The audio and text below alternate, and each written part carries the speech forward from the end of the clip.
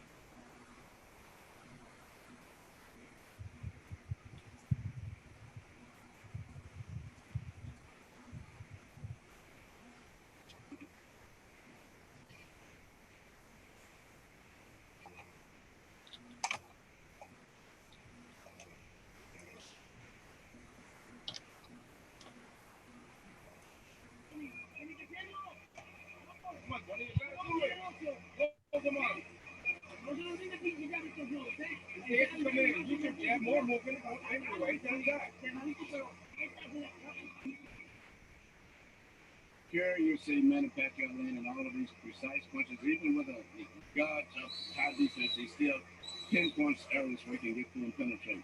But to me, the perfect fight is the way he fought the last round, punching, moving in and out, taking advantage of that big mouth of coordination. I'll be about numbers in round 7. Pacquiao 45 of 100 score. His high output for the fight. Margarito 31 out of 71. His best round of the fight, landing at 44%. Errol Letterman is still giving every round in the fight so far to Manny Pacquiao. And incidentally, I'll alter my prediction, guys. If Margarito throws an uppercut from too far away, Pacquiao might counter him and knock him out. That replay that we just showed was a 6-punch combination where every punch landed from Pacquiao in the middle of the ring. And we look at the fact that Margarito had his defense up all that time. He penetrated the defense to the man.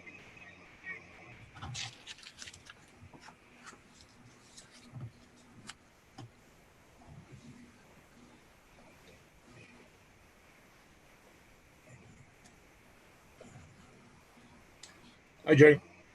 How you doing, Sandy? A little warm around the edges, but I guess we'll. Believe me, it's better than yesterday. I played 18 holes yesterday morning and about died. What the hell were you thinking? I don't know. You'd have to ask me. I haven't got a clue. Where'd you play? Beginning. Yep.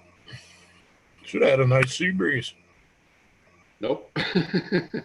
There was nothing. It's nicer today, but there was nothing yesterday. We had a sales meeting at the park in Rockport this morning, sitting under the tree with a nice breeze. Oh my God, it was beautiful. I bet. Looks like we got our work cut out for us. Yep. Frank's laughing.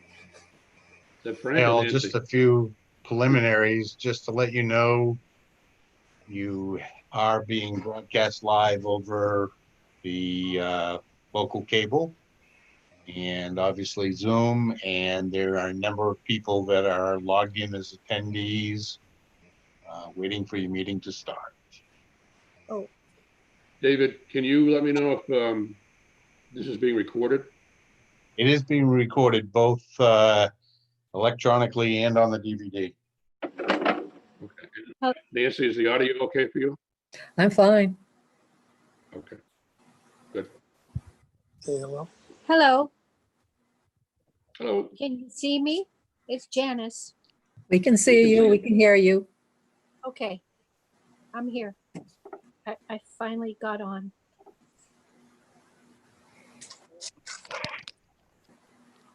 Need a bigger table. What? I need a bigger table for this one. Oh,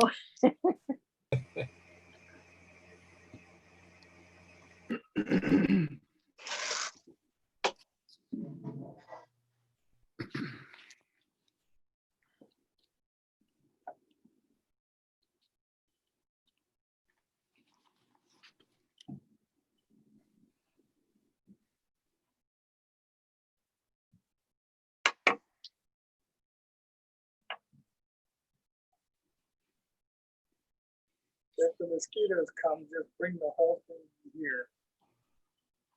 I will.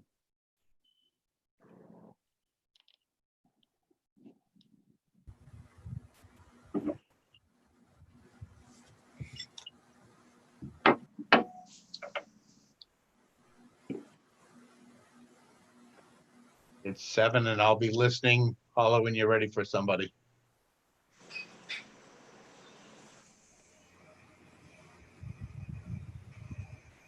You hear that, Jay? Jay, All right, did you hear that? what? It's 7 o'clock. He said if you want somebody on to identify who you want on. Yeah. Is that up to me or Yeah, you're the chair. I am? Congratulations. Yes, the meeting, 7 Well, o'clock. It's time to start why the don't we meeting. back up here? Why don't we back up here a second? What's the situation? What do you mean? Where is our fearless leader? I'll back up, Jay, jump in, and jump in. you have to Okay. nominate which one of you is going to be the chair in the meeting. Frank's getting a little bit ahead of himself. I think so, yes. Okay. Just for the benefit of the planning board members, the applicants, and anybody else that might be tuning in. The opportunity for reappointments has come up, and thus far only, let's see, Scott, Jay, Barbara, and Mike were eligible, or their terms had expired since your last meeting. Only Jay had expressed an interest in continuing to serve thus far, so only Jay was appointed. So that leaves you with a limited number of planning board members, but you have enough to create a quorum and continue. And certainly, if you have continuing applications, if anybody didn't participate in the first meeting, before you make a final determination, you ought to watch the previous meeting, or anybody else that's appointed in the future should watch the meetings that have occurred prior before even contemplating considering voting on something. So having heard all of that, And with that, should I I'd like suggest, to, should I nominate Jay if he won't shoot me for doing it?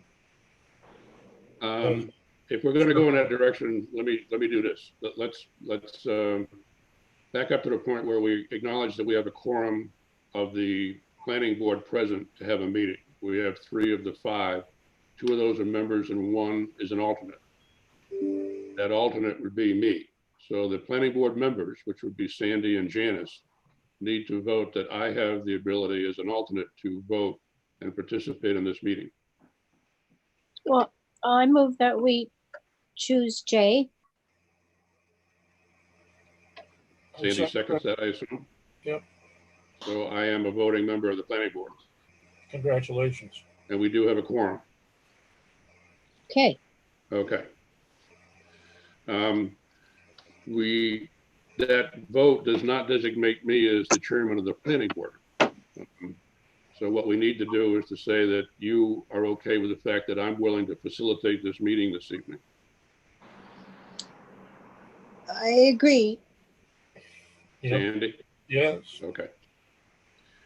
All right, so we move forward, and we've established, and I think it's a good thing if Nancy puts it in the record that we are being recorded and that the audio to the secretary, the recording secretary, is fine and she hears everything that we're doing and she'll question anything that she doesn't get so that our record is clean. What I'm going to suggest this evening, we have an agenda with 3 items on it, a commercial site plan, actually 2, with an amendment and a shoreline zoning. The number 2 and number 3 items on the agenda, I think, are pretty quick items to be handled, and I'm going to suggest, if there's no objections from the board, that we switch the agenda to accept the 2nd and 3rd applications as our beginning of our agenda this evening. I would second that. Okay, so David, if we could have the application amendment for the Lincolnville storage facility, which I believe is Sam Lanning. Sam Lanning, we could start with that. He's heading your way. Okay.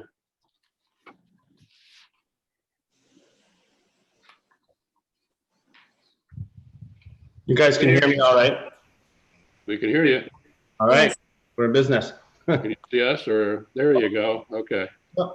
Sam, All right. I'm Andy Delano. Andy, nice to meet you. I'm Jay Foster, and I'm the facilitator this evening. And I'm Janice Kay, member of the planning board. Thanks. And man. I'm Nancy Weezer, the planning board clerk. Frank Terry, the CEO. Frank. So we have an application for an amendment to the Lincolnville storage facility for an after-the-fact construction of a salt building located on map 31, lot 3 of the site located at 539 Slab City Road. Correct. This is an approved commercial site,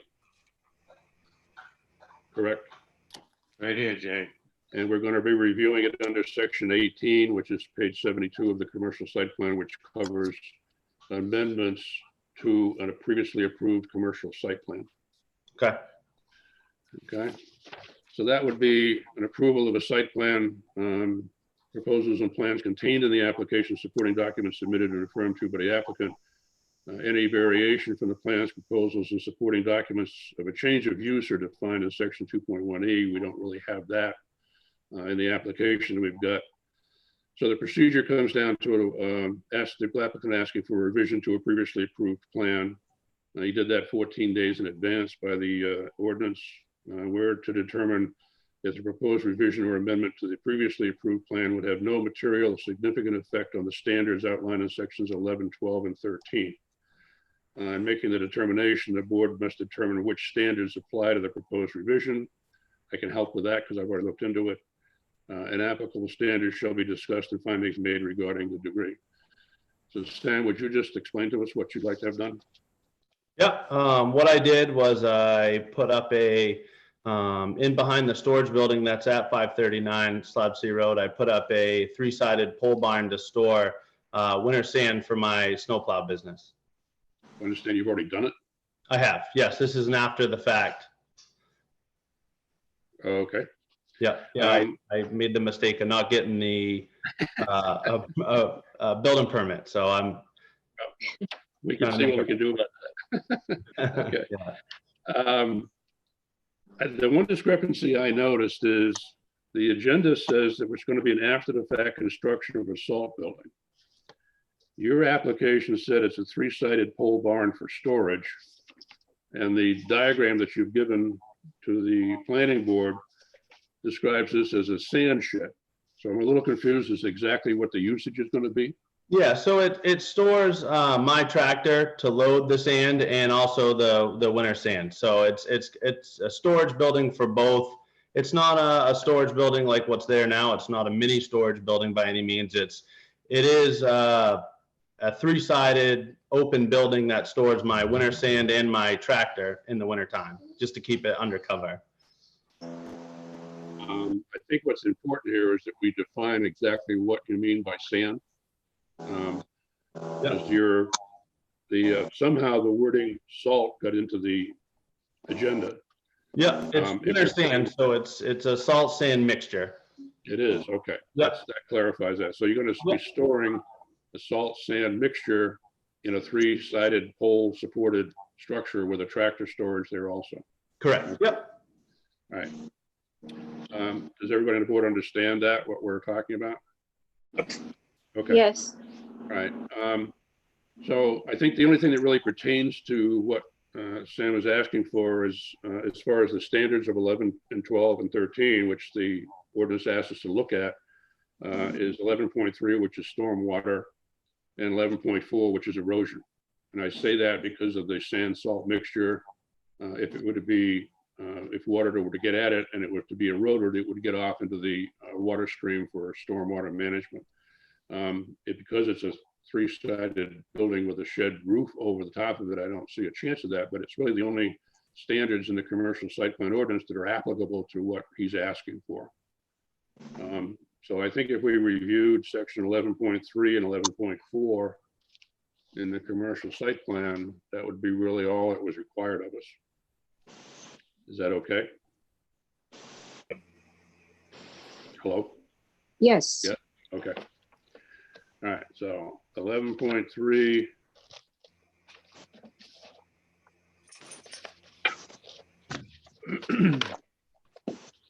Kathy?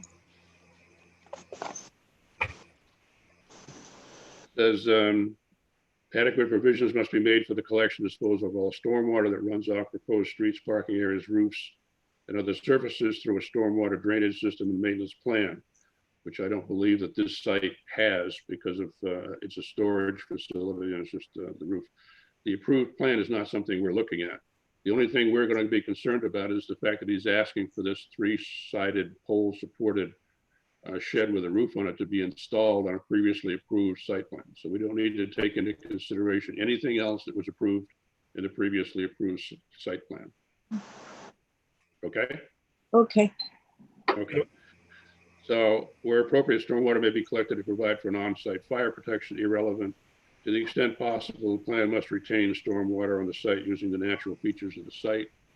I believe the plan shows just a gravel base underneath where this building is now existing.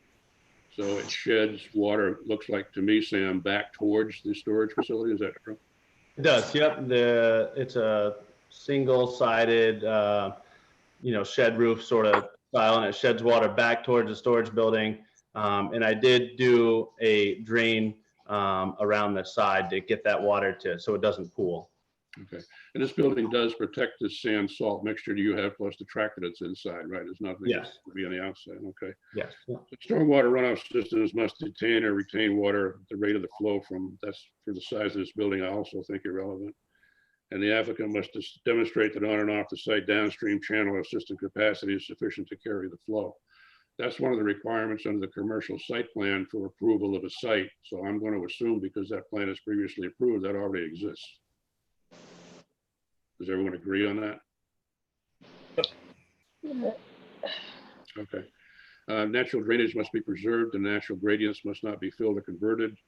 Design of the stormwater drain system must provide for the disposal of stormwater. That all exists in the previously approved commercial site plan. The design of the storm drainage system must be fully cognizant of upstream runoff. I think that's irrelevant. And the biological and chemical properties of the receiving waters must not be degraded by the stormwater runoff from the development. The use of oil and grease traps in manholes, drainage swells, and other reduction and other de-icing salts and fertilizers may be required, especially with the development of stormwater discharges into a gravel aquifer or water supply source.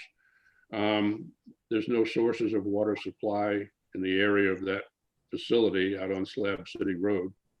I don't believe that the sand salt mixture, were it to erode from the building, would have that much effect on the groundwater in that area because we use that sand on the roads, which makes sense to me. So that's 11.3. Does anybody have any questions on that? 11.4 is erosion control. All building site and roadway designs and layouts must harmonize with existing topography and conserve desirable natural surroundings. Parking lots on sloped sites must be terraced. Natural vegetation must be preserved and protected. Soil erosion and sedimentation of the watercourses and water bodies must be minimized by active program meeting the requirements of the current main erosion sedimentation control handbook. That all was done when the site was developed with an approval for the commercial site plan that was submitted to the town. That exists On top of that, Sam has now placed a 3-sided building with a roof on it. He's going to put some sand on the inside of it. That's the amendment he's requesting. And we have reviewed it under sections 11.3 and 11.4. So unless any member of the planning board thinks that any other sections of sections 11, 12, and 13 should be looked at in terms of this site, then I believe we've covered a review. Any comments? No, Any questions? So I would entertain a motion that we have reviewed under section 11.3 and 11.4, the erosion and potential sedimentation control, stormwater management parts of the thing, and found them to comply, and that Sam's request for an amendment to his previously approved commercial site be approved. I would make that motion. I second the motion. And is there any further discussion? Yeah, I have one question. Okay. The only question I have is there anything the planning board could do? And I'm okay with obviously the repercussions. I've learned a lesson on not doing this before I have a building permit, obviously. But is there anything the planning board would be willing to entertain for a lesser fine other than the 5 times the normal amount, or no? Is that a non? That would be up to our code enforcement officer, which is what he does. He enforces the code. Right. If he has stipulated that there is a fine involved, then there's not much we can do to undo that, and I'm not sure we'd even attempt to undo that. Okay. You can go to the selectmen about that, I'm sure, if you want to talk to them about it. It's not worth a big stink at all. I figured I'd ask. And like I said before, if there's nothing that can be done, then I'm happy paying the fine and learning a lesson from it. I'm not sure there's anything we can do. I'm not going to say there is anything that can be done. So okay. you have options, I would think. I think it's beyond our jurisdiction, quite frankly. Yeah. Okay. Yes. Before we vote, Frank, anything that you want to input or say? No, you've covered it all very well, Dave. Yeah. Okay.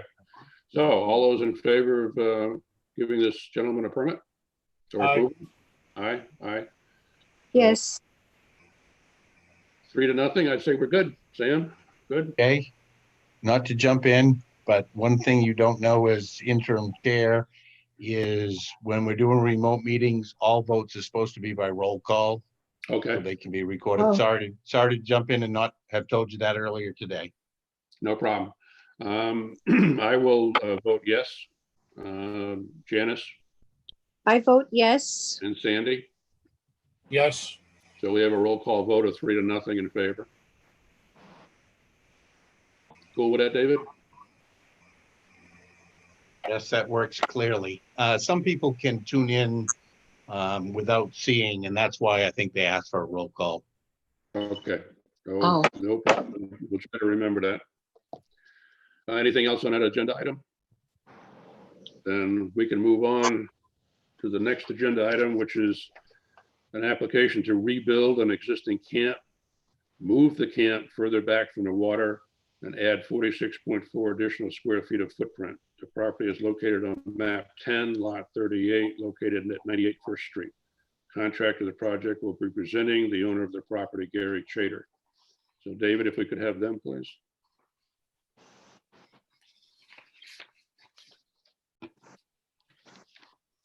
The first maybe John Yeldell may be the one covering the presentation. Okay. Gary Chater is on, and I'll move him over. And who else did you say might be there? John Yandell. John Yandell. He's a contractor. I see a John. I'll try that one and see what happens. Well, John's been authorized to conduct the thing, so. I'm here, Gary Chater, if you can hear me. I don't know. Yeah, We can hear you. Okay.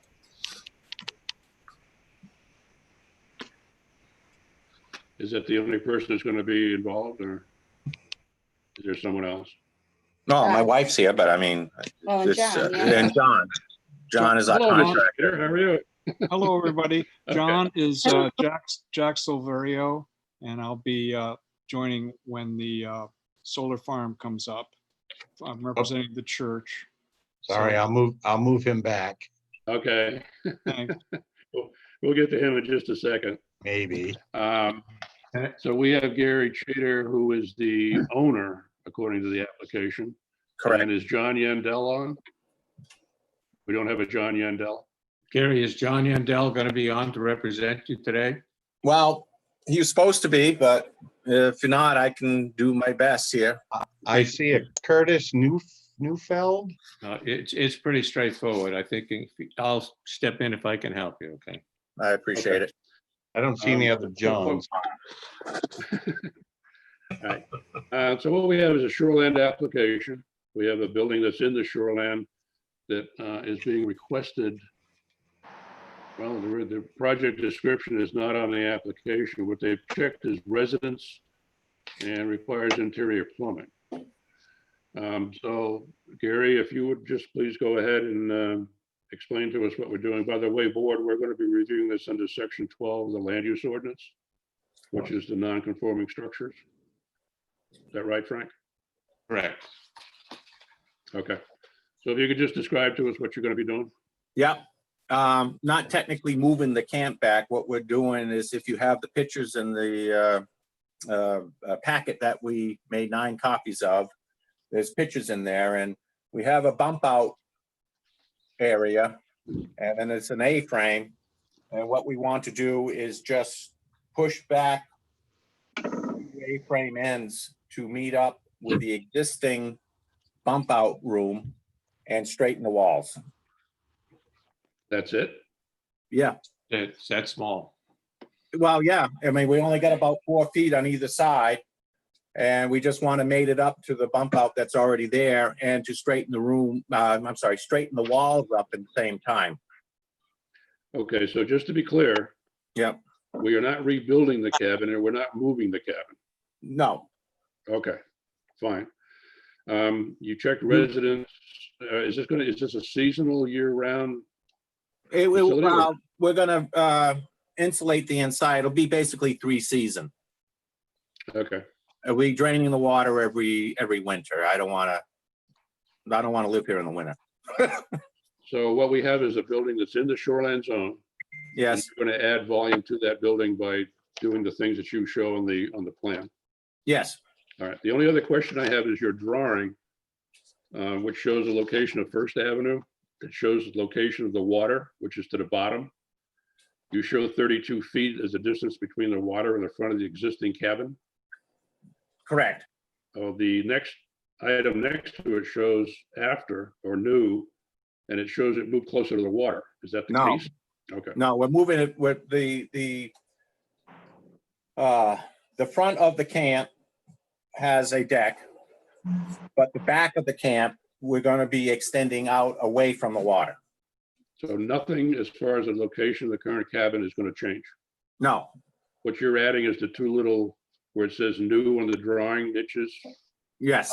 Okay. It's basically squaring off the end. Okay. All right. It's away from the water. It's the back side of the camp. That's fine. Everybody clear on that?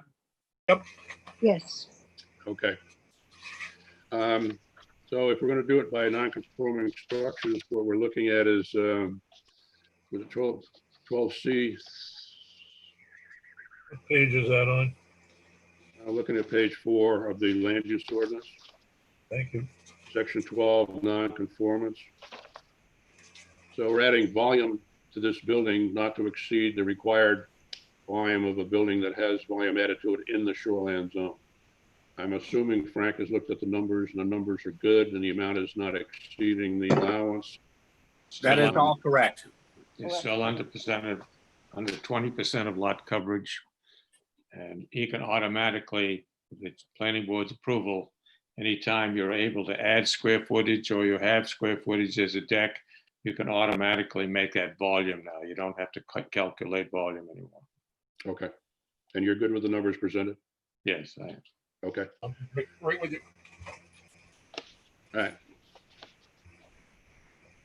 We'll take a break.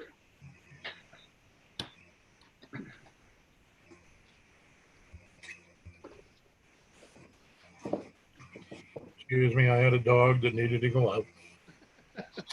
Okay. Life goes on. So this is the age we live in, right, with the Zoom. I'm saying that I think we have received the application.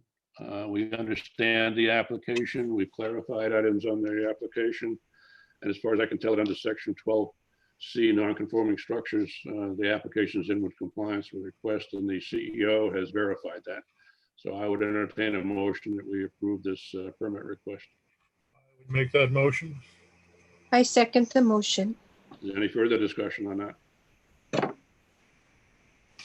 Okay, then Janice, I'll ask for your vote. I vote that we allow it. And Sandy? That was a yes. Yes. And I would also say yes. So that's a 3-0 roll call vote. Thank you. Is that okay, David? It was good. Janice, Nancy, are you okay with everything? I'm fine. I hear everything. Okay. Works for me. So we can now move on to item 1. All right, I'm going to drop off. Thank you. We got everybody there we need for item 1. We're good day, Gary. Okay. So this is a commercial site plan application for review of the submissions requirement to construct a solar energy generation system to be located on map 36, lot 86, located at 105 Searsmont Road. The owner of Atlantic Environment LLC will be presenting. As far as I can tell, this has been classified as a major project. As a what project? A major project. Major. Major. They're either minor or major, and this is classified by the CEO as a major project. Okay. So we'll be reviewing it under the commercial site plan, article 7.3 on page 65. We can start there. Who is representing and presenting? Lisa Vickers. Is he there? Hey. Hi, good evening. It's Tim Forrester. Lisa Vickers is here as well. Can you guys hear me? Yep. I can see you. Okay. Should have Joe Martin. I thought I heard that Kurt Neufeld might have been logged in as well. Kurt and Joe both work for Sightline, so they are part of our group, as well as Pat Jackson, who's here on behalf of Sunrays Solar. Okay.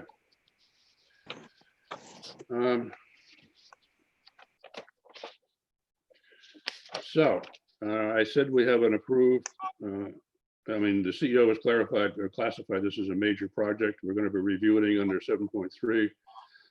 Frank, has the application fee been paid? We're good there? Yes, it has. Okay. Here's your receipt right here. Okay. And we are reviewing it under section 10. We have had a pre-application meeting as required by the commercial site plan ordinance. The notifications have gone out from the result of that meeting, and we're at a stage now this evening where we're going to be reviewing this commercial site plan application for completeness, which means that we're going to be looking at all the items that have been presented and assure that the planning board has all the information it needs to go ahead and start reviewing this application. Is the board clear on that, what we're doing?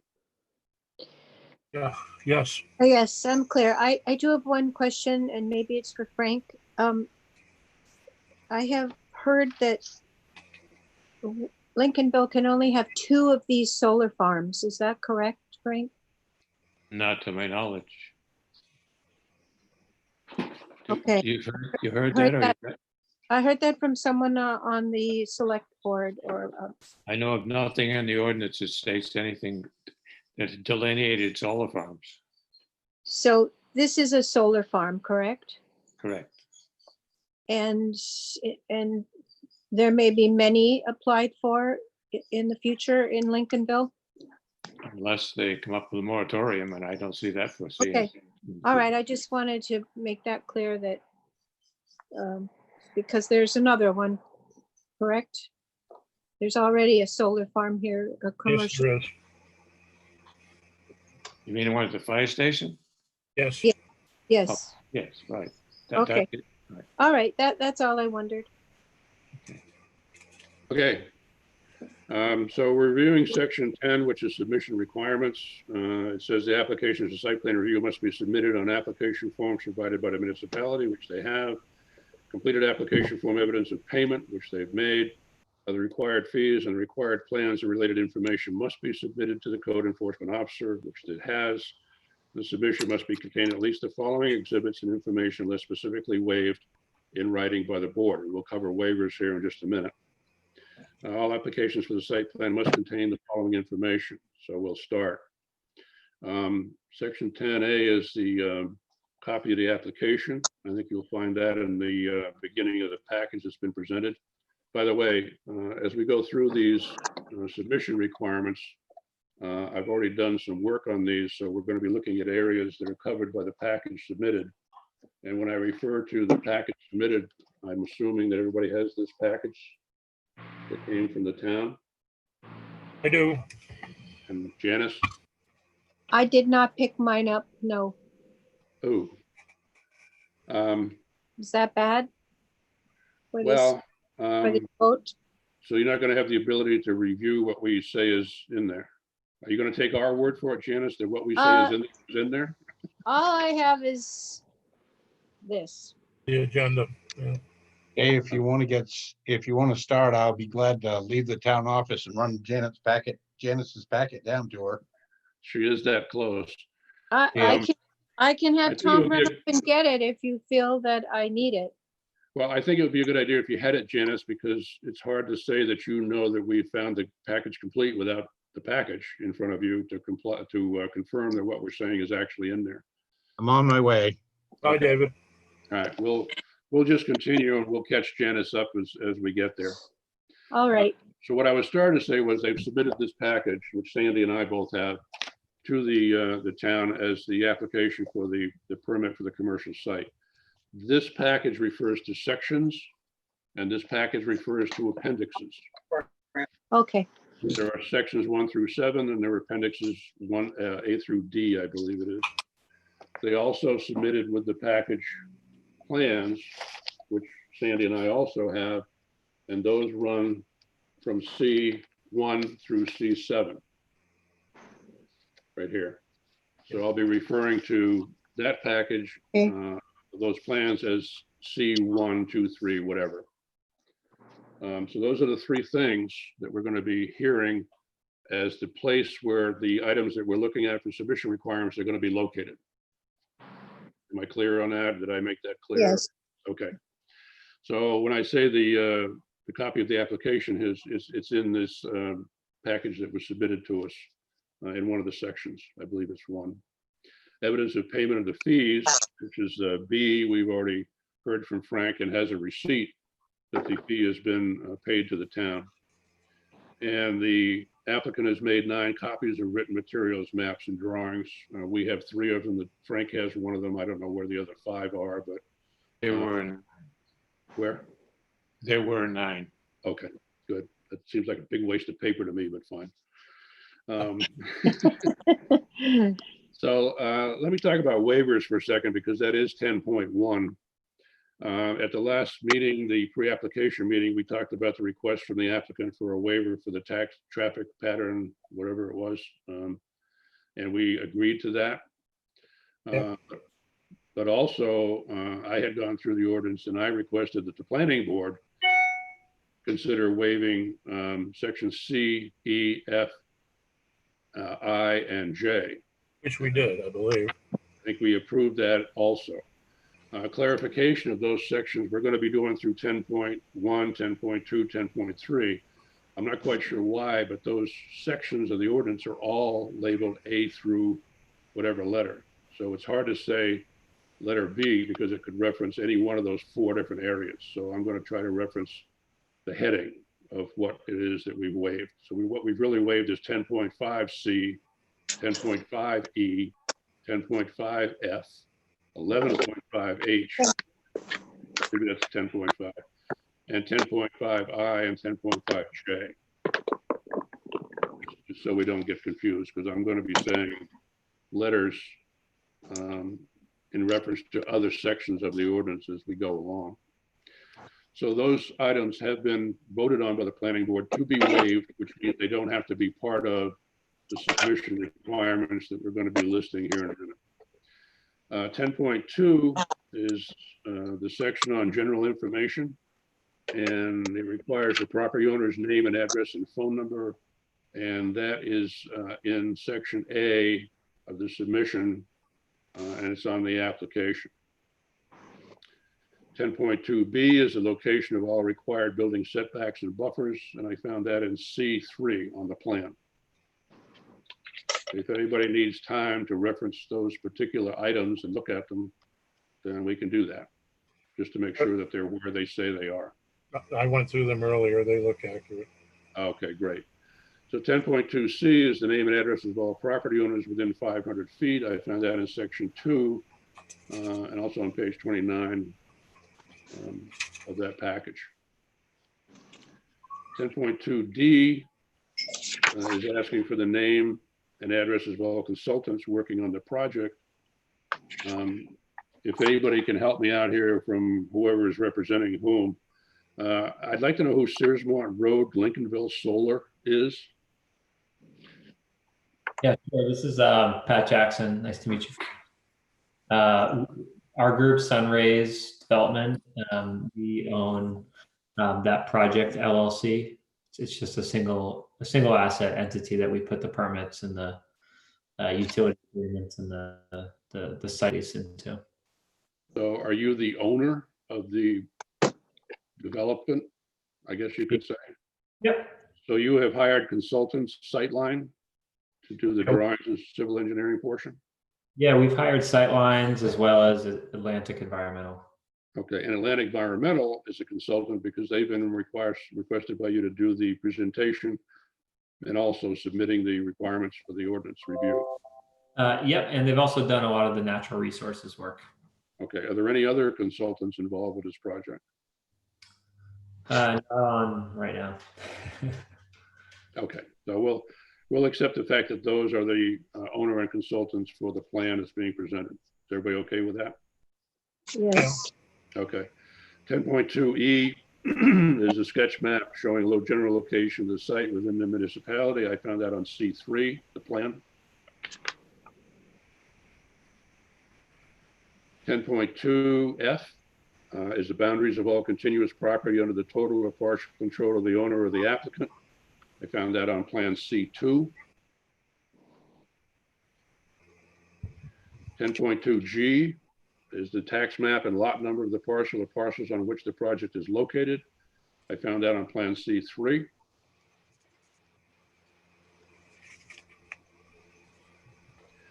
10.2H is a copy of the deed to the property, an option to purchase the property, or other documentation to demonstrate right title or interest. I found that in section 2 of the plan that was submitted. Wasn't that a right to lease the property, Jane?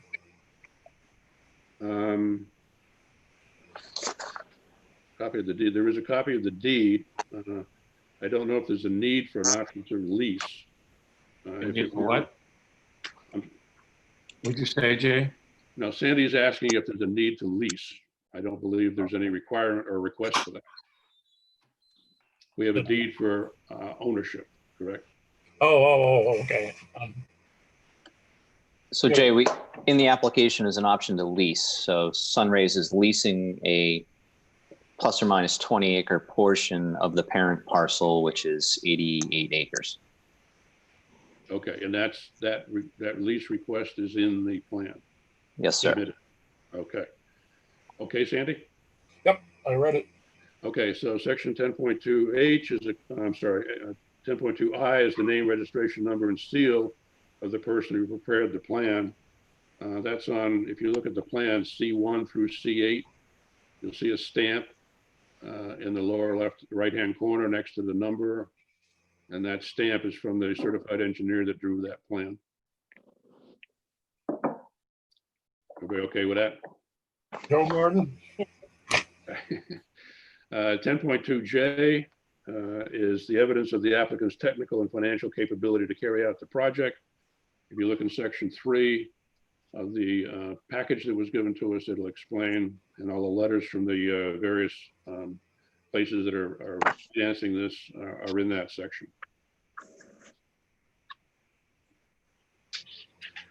So 10.3 is talking about existing conditions. And 10.3A asks for district classifications, including overlay and or sub-districts of the property and the location of district boundaries of the property. And I found that on section 4 of the package and also on C3 of the plans.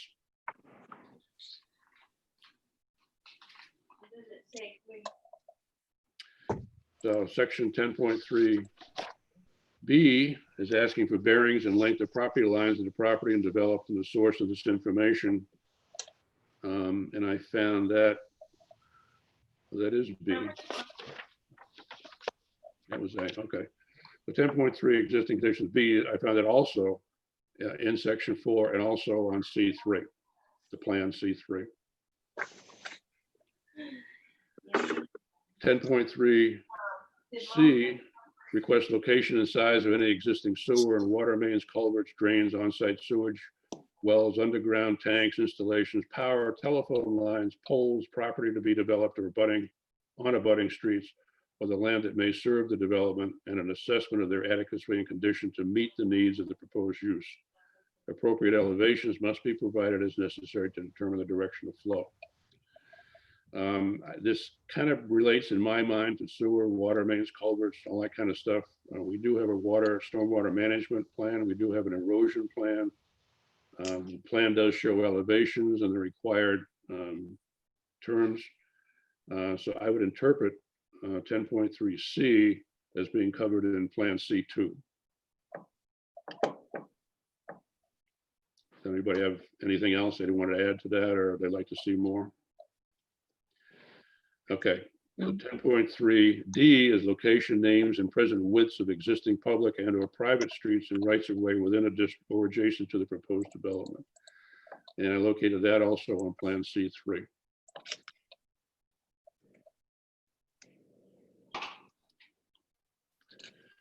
Uh, 10.3E, the location, dimensions, and ground floor elevation of all existing buildings on the site.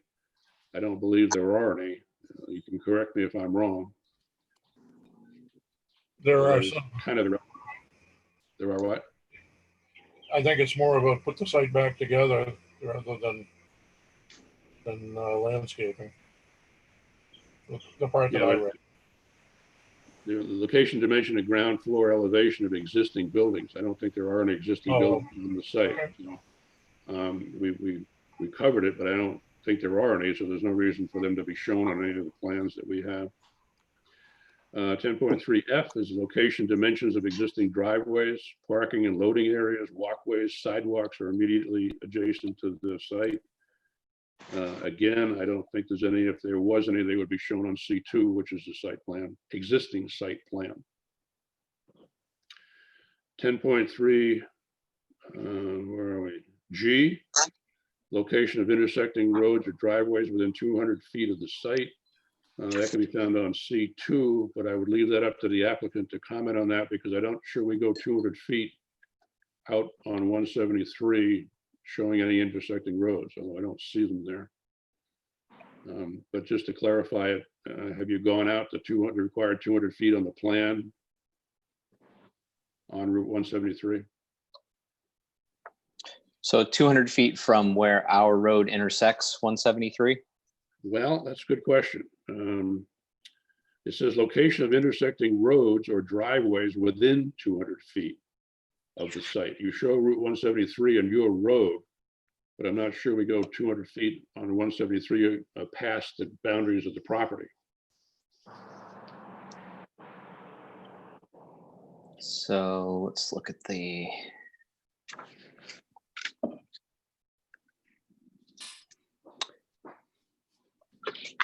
I guess that would be C2. So the 20-acre leased area is set back into the parcel. If you look at C3, you can see the fence line. The fence line is what is the leased area. Okay, And then we have a road that comes into the leased area. So from the actual leased area to the road is 811 feet. okay, that's good. That's good by me. Okay, so it's on the plan then. 10.3H, location of open drainage courses, wetlands, stone walls, graveyards, fences, trees, important or unique natural areas and site features, including but not limited to floodplains, deer wintering areas, significant wildlife habitats, habitat for rare and endangered plants, animals, unique natural communities, sand and gravel aquifers, and historic and or archaeological resources, together with a description of such features. I found all of that on C2, the plan, also in Appendix A of the proposal. There are letters in there representing the historic, the important from the state, the environments that are affected. All that is pretty well covered in both of those areas shown on the plan, and also written with information coming to us from Atlantic Environmental through the state or whatever agency controls it. So those two areas, C2 and Appendix A, covered that. 10.3, is there any questions on that? So 10.3I is the direction of existing surface water drainage across the site. That can be found on the plans. Oop, we lost Jay. Uh-oh. Uh-oh. We lost Jay. Dave, you there? Hey, Hi. Jay. David? Come in, David. I'm gonna venture a guess that his internet is frozen. And he's gonna log back in. I bet he can hear us.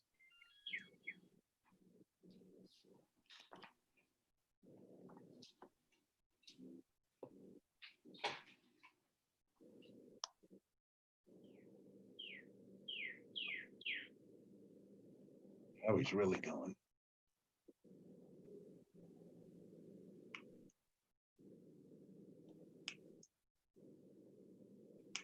While Jay's logging back in, I will note for the planning board that there are a number of attendees watching, which I presume might have to do with the fact that this was also advertised as a public hearing for after you're done with the completeness.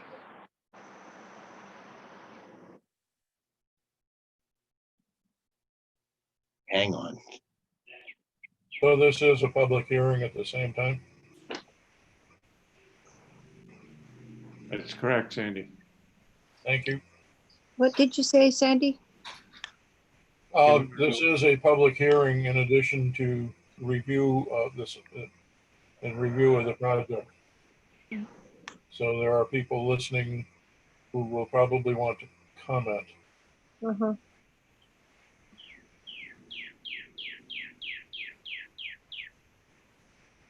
Who's got the bird, Janice? Pardon? Is that your bird chirping? Yes, I'm outside and I'm about to go in soon because as soon as it gets dark, mosquitoes are coming for me. Am I back on? You are. I am. Oh, he's back. Okay, just lost power here. I don't know what happened. Okay, where were we? Let me remind you. We were in 10.3. 10I. 10I. It was I. 10.3I. 10.3I, okay. Direction of existing surface water drainage across the site. I had I as C is on plan C2, which is the drainage plan for the site. 10.3J, location the nearest fire hydrant, dry hydrant, or other water supplier for fire protection. I couldn't find that, so I'll need some help from the applicant on that one.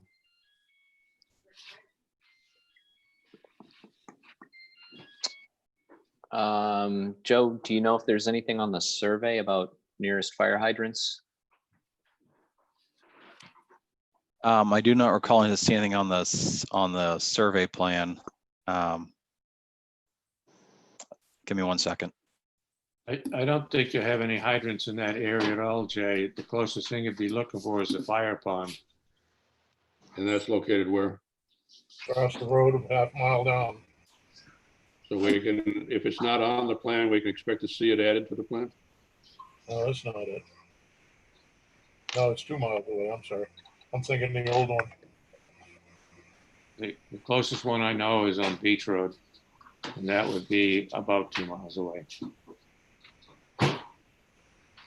Yes, they can add that on. Okay, I don't want to wake that dog up in the background there, so maybe we'll, if he finds that, maybe we can get it. All right, so 10.3, K is the location, front view, dimensions, and lighting of existing and proposed signs. If it's there, it's on C3, but I don't think you're utilizing any signs, if I remember right. No signs, no Okay. lights. Great. Yeah. 10.3, I, location, dimension of any existing easements and copies of existing covenants and deed restriction. I'm sorry, we're doing L. I found that on C2 on the existing site plan. Yeah. Okay. Yep. All right, so the next items to be covered under our proposed development activity, that would be item A under 10.4, estimated demand for water supply and sewage disposal together with location and dimensions of all provisions for water supply and wastewater disposal. Soil test pit data and on-site sewage disposal if proposed. I think we can say it's probably in section 6 in the plan. I'm sorry, the plan that was submitted, but I don't think any of that actually exists on the site. So No, there's no use for water or sewer for this okay, site. great. So 10.4B, the direction of proposed surface water drainage across the site and from the site with an assessment of impacts on downstream properties. That looked to me like it was covered in section 6 of the plan and proposal, also on plan C2. I'm sorry, C3, and also on plan C8.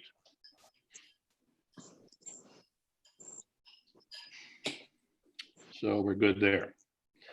10.4C would be provisions for handling all solid waste, including hazardous and special waste, and location proposed screening of any on-site collection of storage facilities. That looked to me like it was in C3 and could also be found in Appendix C of the plan.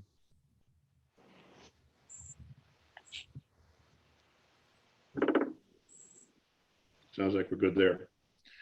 So 10.4 D, location, dimensions, and materials to be used in the construction of proposed driveways, parking and loading areas and walkways, and any changes in traffic flow onto or off the site. That's in Plan C3, Plan C5, and Plan C6. Those items can all be found on those plans. So 10.3, I'm sorry, 10.4, E is proposed landscaping and buffering. What's there would be on Plan C3, which is the proposed site.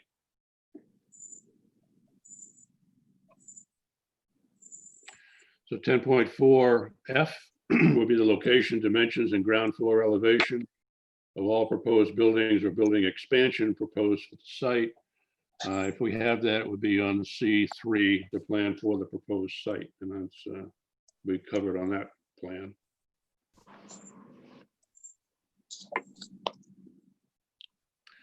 So 10.4 G, location, front view, materials, dimensions, and proposed signs, together with the method for securing the sign is controlled by the town of Lincolnville sign ordinance. I think we just heard the applicant say there are no signs. So we should be good with that one.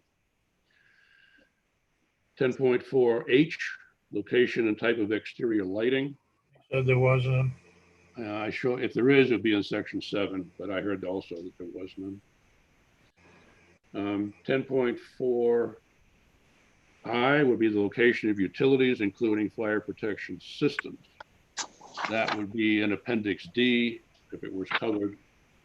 What the plans are for hazardous handling, emergency planning, and all that is all in that one appendix.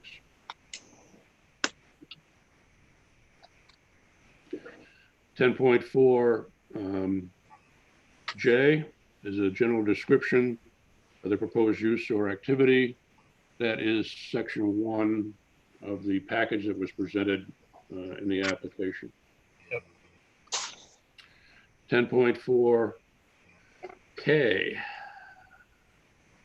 Estimate of the peak hour and daily traffic to be generated by the project. They've asked for a waiver on that, which the board approved.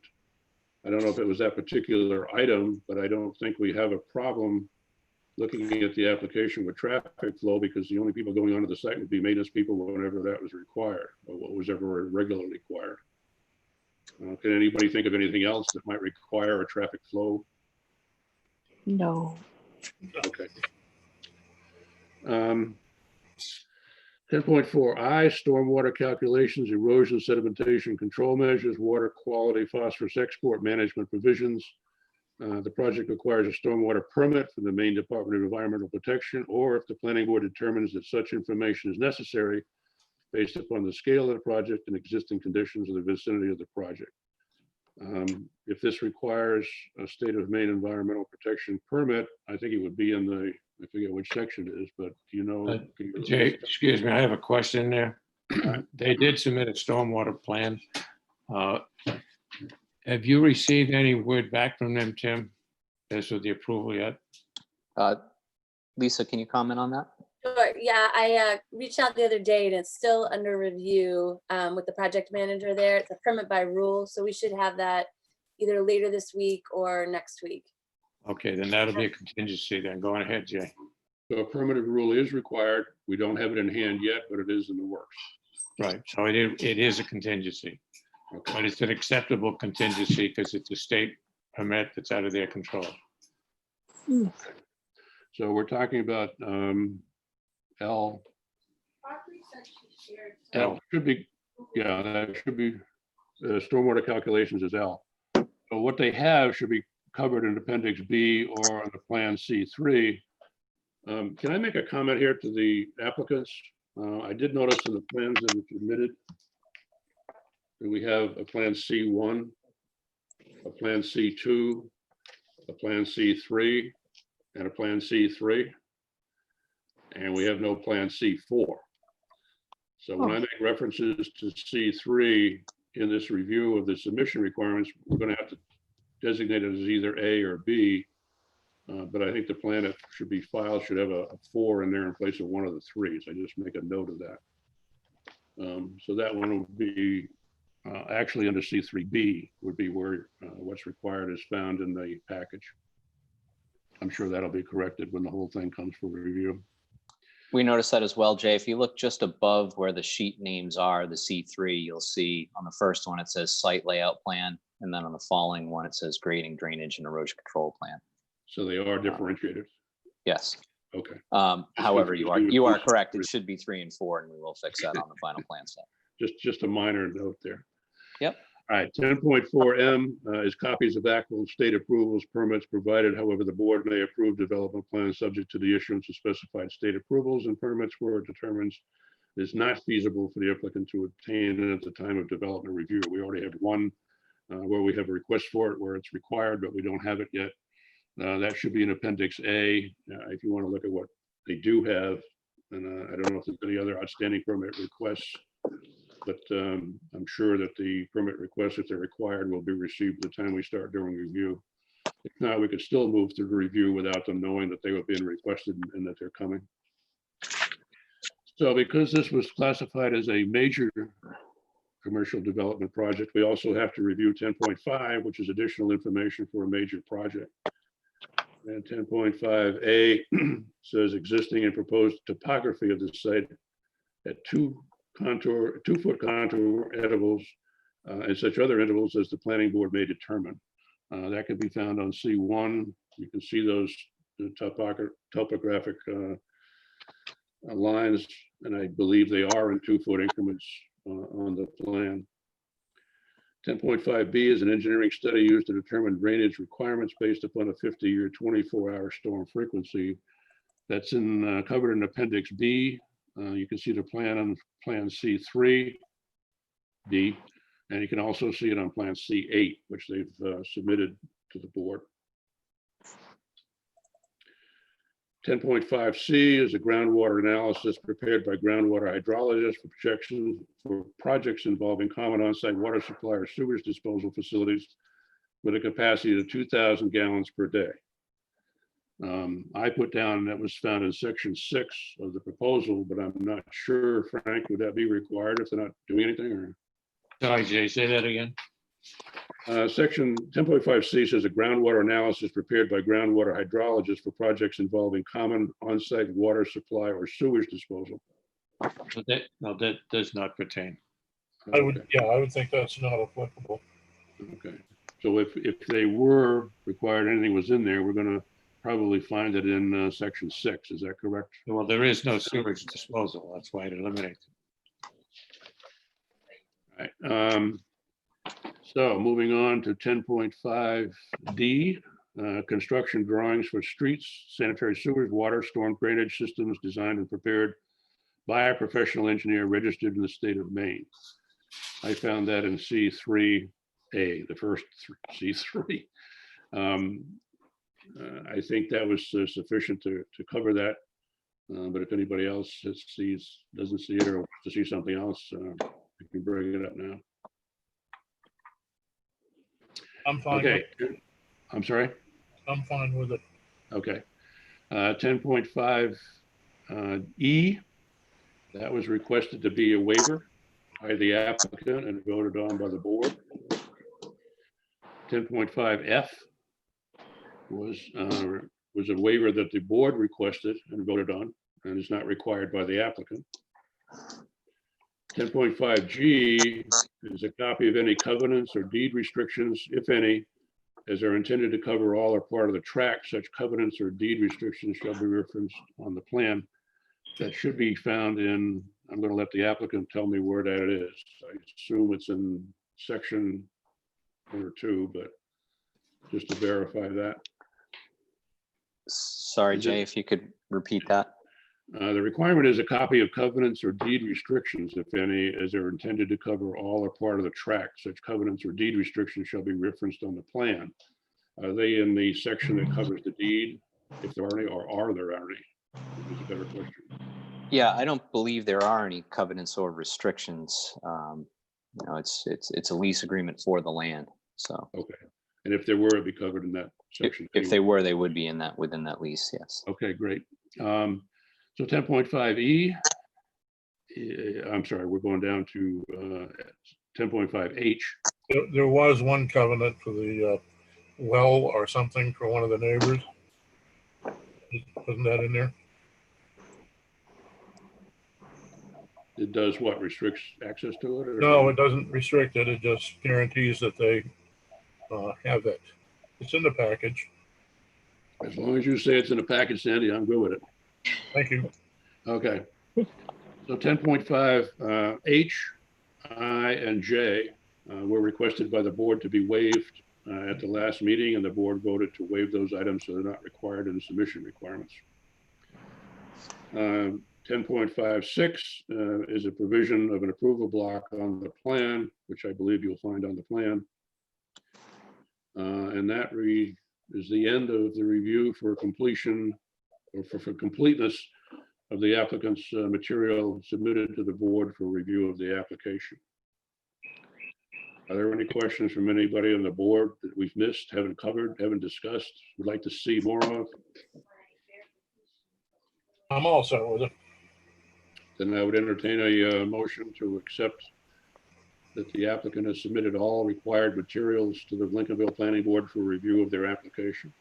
Frank, is that all right with you? With the contingency that they received the stormwater approval. Then I would make that motion with the contingency. We will be sending out a letter to you, Tim. Wait, Frank, I'm sorry. Do we have a second? Oh, sorry. Well, he didn't finish, but the contingency, right, Sandy? With the contingency, then I second the motion. Okay, is there any further discussion on it? Nancy, you have the contingency, the contingency? Yes, I do. Okay, then all those in favor of saying that we have a complete package submitted to the board, say, well, we'll start with Janice. On a roll call? I vote yes. Sandy? Yes. And I will also vote yes. So with that complete, you have a complete package submitted to the board, and we'll set a date for, I guess. The date, Jay, will be August the 12th. August the 12th, okay. That's for the contingency vote, Frank? No, that's for the final approval. Final approval. Number 10, Final approval will be a complete review of the application. As long as that's. You'll be reviewing the review standards. The 22 standards will be reviewed and voted on each. That would be section 11, 12, and 13. Section, right, okay. Any questions from the applicant? So the 12th will be final approval. We're back before the board. Are you scheduling a site visit as well? Good question. Does the board feel that we need a site visit? No. No, I don't. I know what it is. I've been there and I feel comfortable with, I mean, I live near there within a mile, so I'm comfortable without a site walk. Frank? Well, the site walk was invited during the pre-application, and no one evidently did not have one. We didn't say then that we wanted one? Correct. And I'm hearing now that we still don't want one. Didn't feel it was necessary. Okay, can the applicant tell the board if there would be any advantage that there might be something that is not visible, plain to discern, or anything else on the plan that we would see on a site walk, or is it just a big wooded area that? Yeah, it's predominantly field. You know, the project itself is set back from the main road, so you're not going to see much of it to begin with. And then outside of the field, it's just forested upland. So the topography is depicted on the plan, so where the board can discern runoff, drainage, existence of the streams, all that kind of stuff is all visible and on the plan. Awful lot of information in there. Okay. Well, then to answer your question, I think the board is comfortable with not doing a site walk there because it's just a lot of undeveloped forest that we wouldn't see much anyway. It's probably better depicted on the plans that we have rather than just going out there and seeing it in person. I agree with that. So I guess it's a unanimous vote from the, or at least information from the board that would not be required.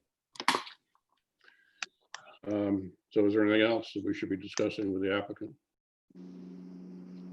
Any other questions from the applicant? Nope. I guess we're good. Congratulations. Good luck with it. Thank you. See you Yes, good luck. I think it's a great opportunity for Lincolnville. You did have a typo in there somewhere. I forget, I circled it. I forget where it is now. Mr.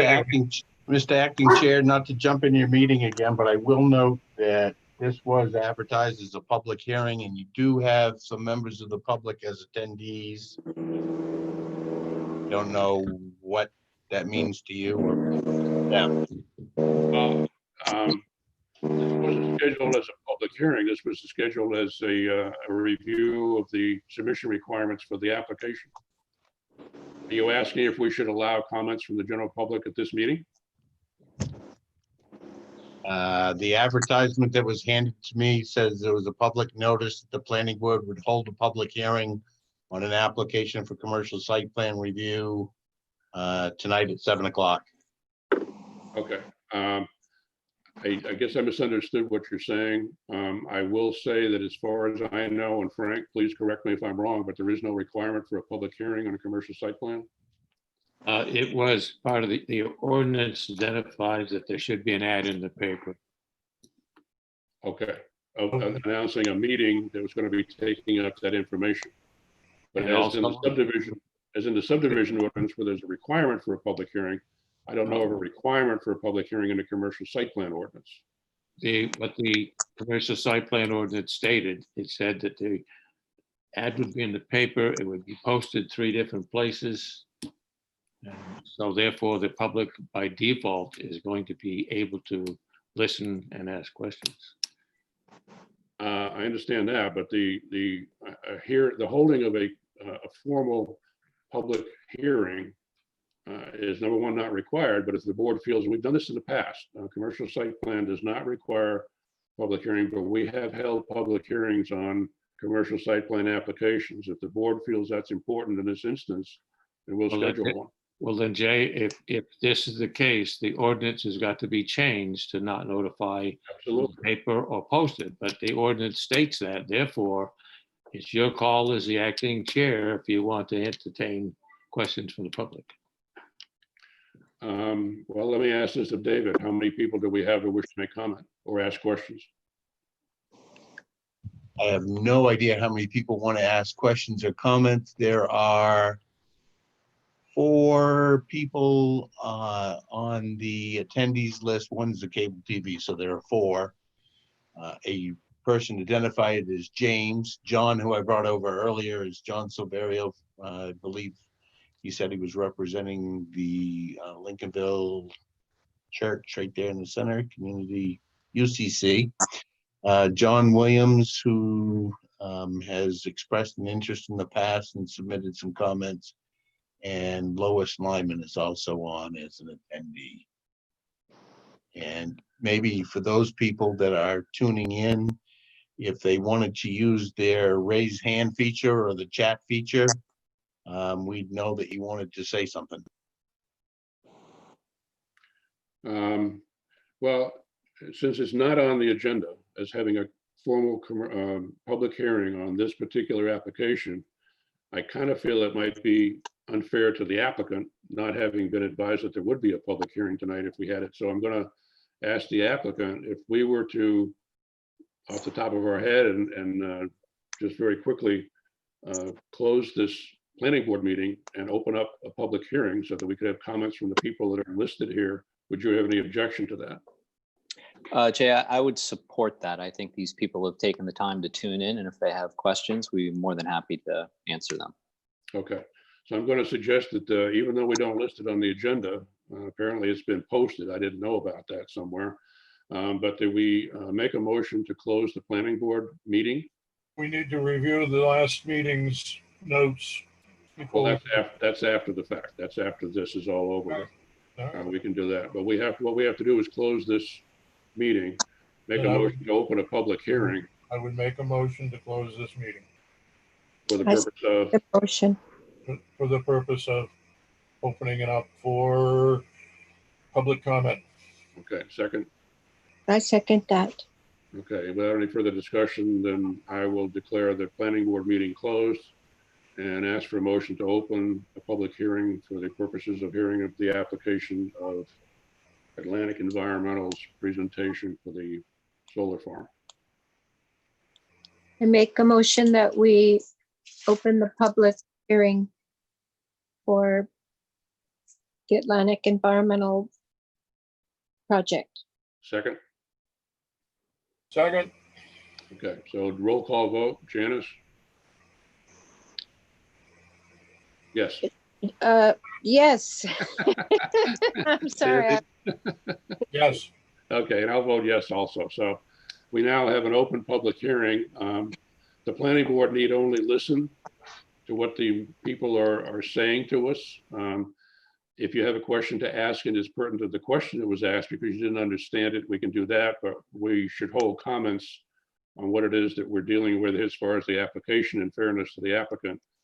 Because what we get out of a public hearing is input from the public on their feelings on this application. So David, if you have anybody that wants to make a comment, we can open it up to that. How about if whoops, John just disappeared. One John, oh, there he is. How about if John, I believe it's Silverio, has a question and I'm going to bring him over as a panelist.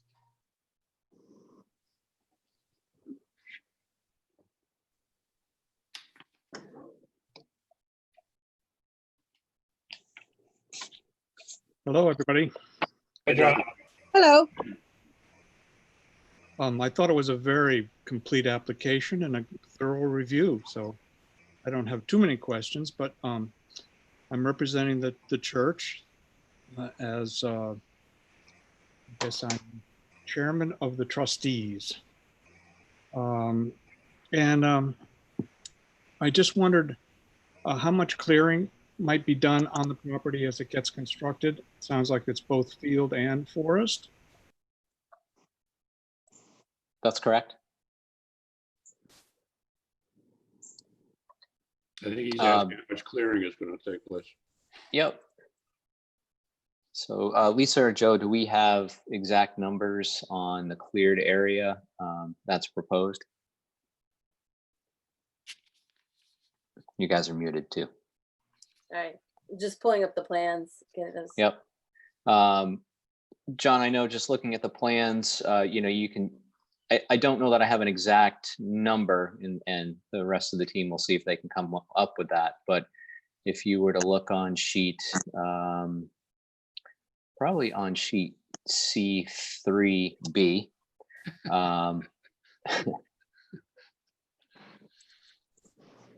then the intent of the project is to use the majority of the field area, the northern section, mostly the northern section of the field as well, and then some of the forested buffered areas around the outside is where the additional clearing will take place. Mostly interested in just noise generated when the church might be having weekly meetings or whatever.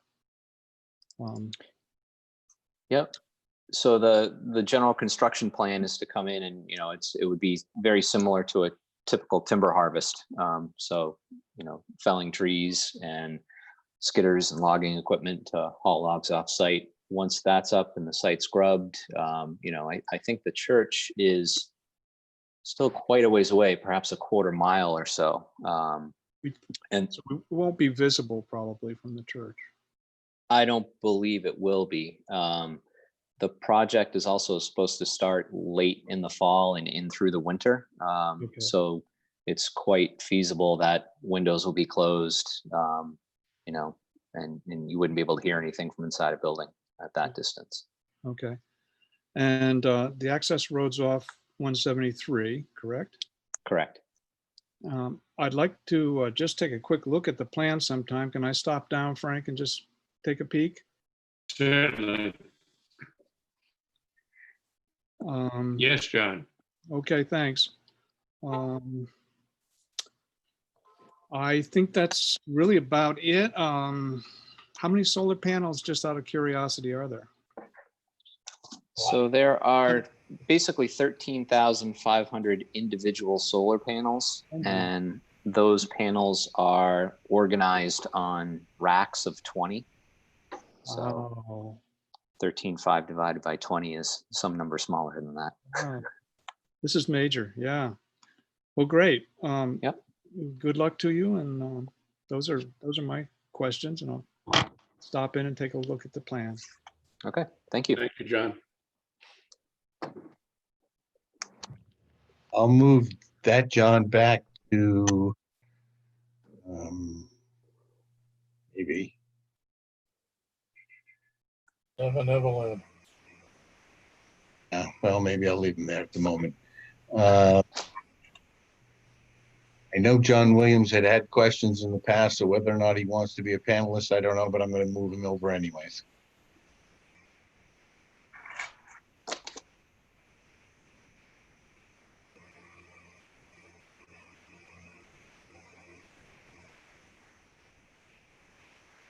He is muted.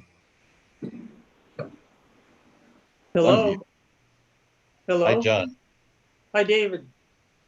Yeah, well, I had asked some questions earlier. I think they've been answered now. I was interested to know if the solar farm would be large enough to supply Lincolnville Central School.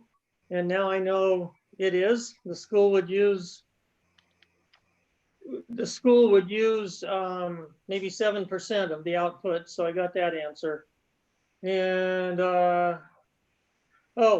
another question you can't answer yet. I was wondering when the solar farm would be approved, so you can't answer. And if, when subscribers, it would entertain subscribers signing up. So that I don't think you can answer right now. That was all I had.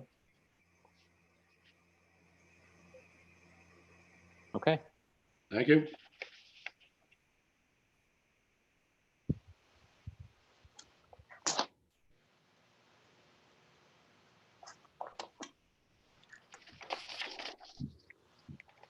Anybody else, David? David? No.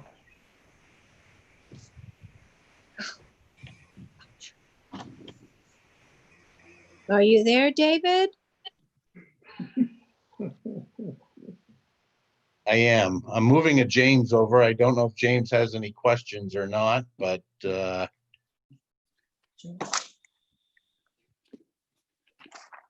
am all set.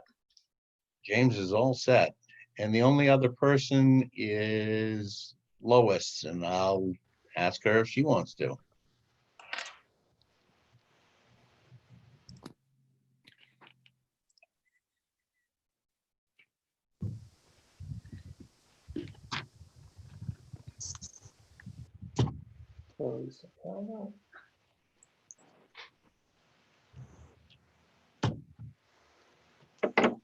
Unmute her.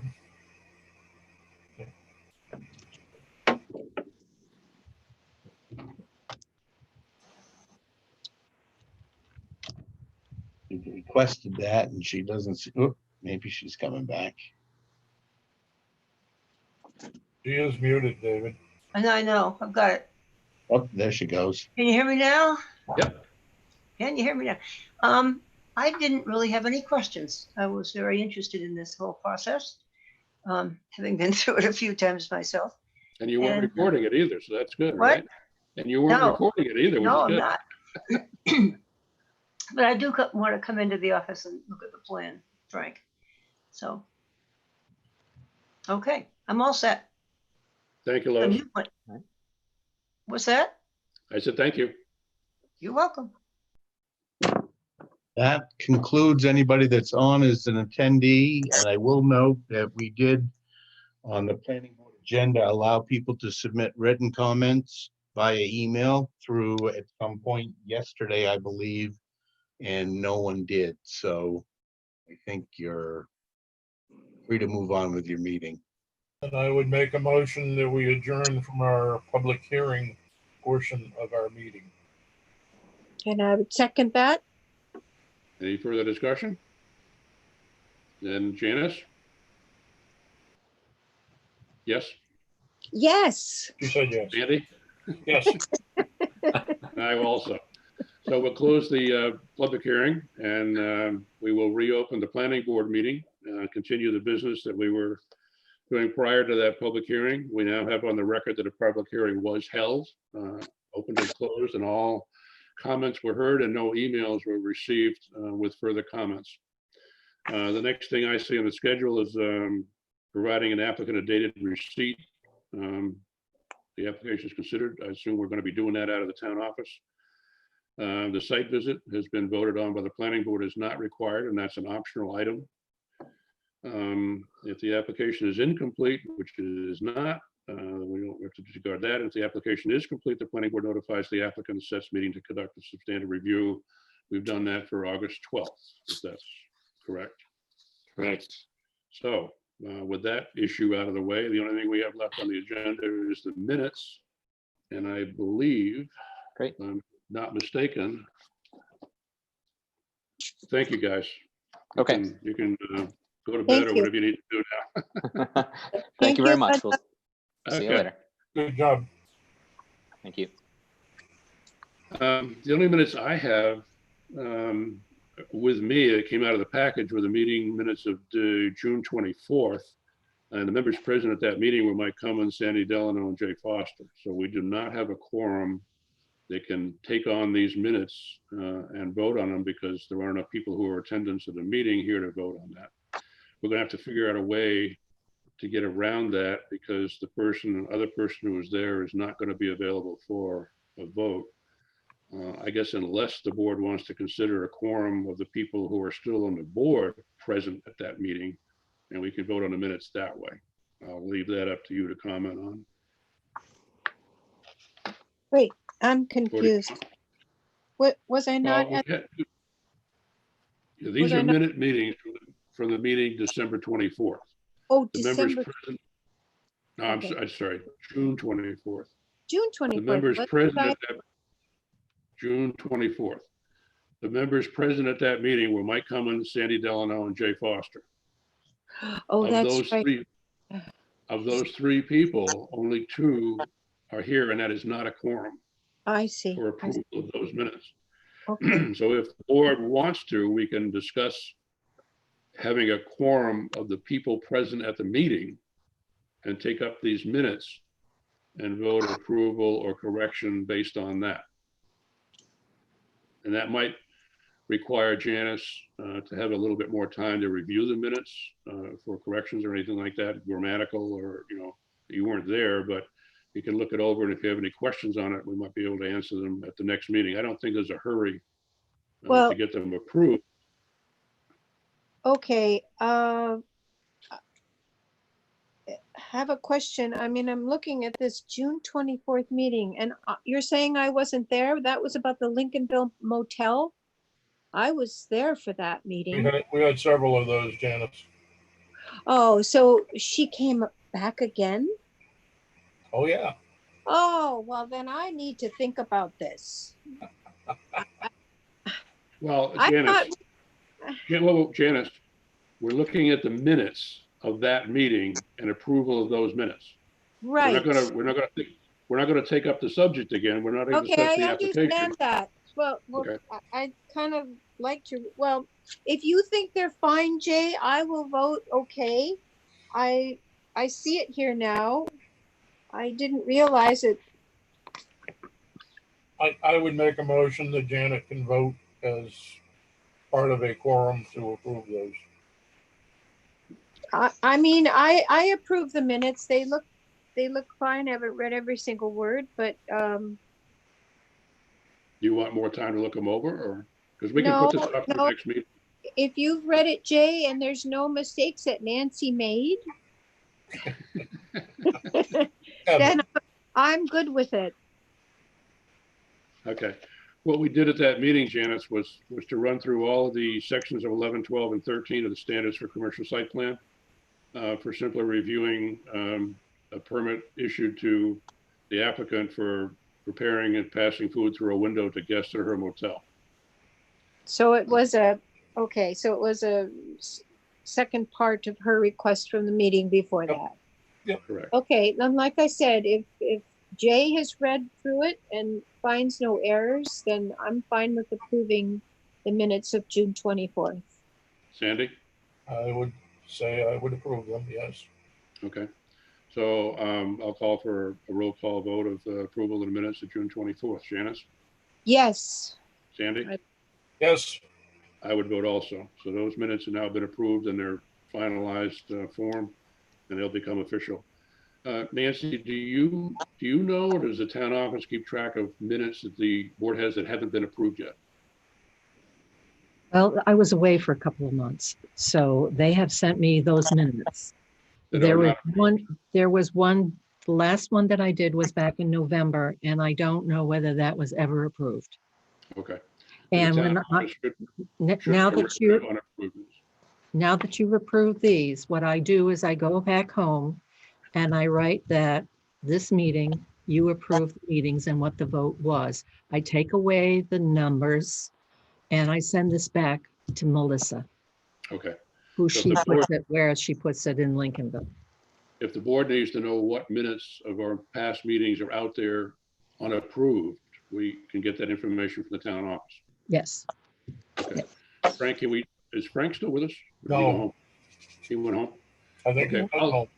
I'll get that straightened out, and if we see we can't get a list of outstanding minutes that are still unofficial because we haven't approved them, we need to get that done. We're going to have to. Let me ask. Go ahead. Let me ask you a question. Yep. Is this the planning board that's left in Lincolnville? There's no other person that's coming? That's it. What? David, question for you.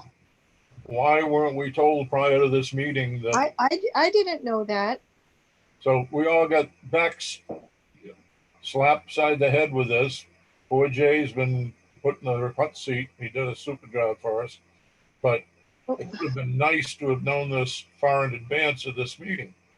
Well, all I heard was from Frank that it would be good if I came to this meeting, which of course I said I would. Absolutely. But he said he didn't tell me that there was no one else. And what happened? What happened to Mike? Unfortunately, 3 of the 4 members whose terms expired either did not want to be reappointed or made no response to multiple requests about whether or not they wanted to be reappointed. And so they weren't on the Board of Selectmen's list for reappointment. Oh. Board of Selectmen acted on the reappointments that people had expressed interest to be reappointed on Monday. Now they will have a list of all their boards and committees that don't have full membership, and they'll commence with a membership drive. Okay. Okay. Well, what happened to Mike? If you know of anyone that wants to be on the planning board, by all means, have them fill out a community interest form. Okay, I will do that. I might know a couple of people. Have I committed to one point, and the board will meet again before you'll have more. If I can make a comment here, Janice and Sandy, now that you know the situation, and I knew it earlier because I had a discussion with David a little earlier and also with Frank yesterday. But it is the situation, and we, when I say we, I mean you and I, Janice and Sandy and myself, are the Lincolnville Planning Board. Without one of us, there is no quorum. So if the business of the town approving development within the town is going to take place, we're going to be the ones that are doing it unless the town is successful getting somebody else to join the board. And my experience from the past on that is it's, as Janice and probably Sandy both know, it's a pretty steep learning curve at the very beginning of it. As far as participation, we can walk people through what needs to be done. Yes, I hope in this recruiting, right. I hope in this recruiting process, we don't get people to come sit on the board who just are voting yes or no without a clue as to what's going on. That's not good for the town. I would also suggest that maybe the planning board, which is the 3 of us, put a formal resolution into effect requesting the Lincolnville Select Board to closely examine what's going on with the planning board at this point. And it sounds like they're going to do it, but it's coming from the planning board now. We're in favor of a recruitment process to get people to come join and serve on the Lincolnville Planning Board. It's important. So if Sandy and Janice would go along. Say again? I would support that. Janice? Oh, absolutely.